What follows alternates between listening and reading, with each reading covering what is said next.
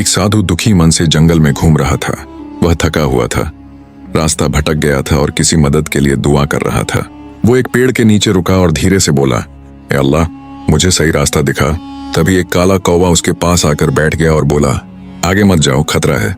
जंगल एकदम शांत था, कोई आवाज नहीं, कुछ भी नहीं हिल रहा था। एक हिरण उधर से गुजरा और बोला, रास्ता तो ठीक है।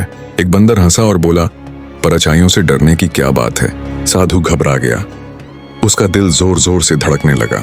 उसने ध्यान से देखा तो उसे टूटे हुए पत्ते और मिट्टी हिली हुई दिखी। वो तुरंत पीछे हट गया। तभी अचानक एक जोर की आवाज आई। रास्ते में आगे एक जाल बिछा हुआ था जो बंद हो गया।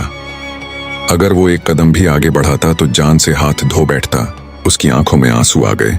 कौवा तो चला गया था, पर उसकी बात सच हो गई। सच हमेशा चिल्लाकर नहीं बताया जाता। समझदारी से देखो, सुनो और अपनी जान बचाओ।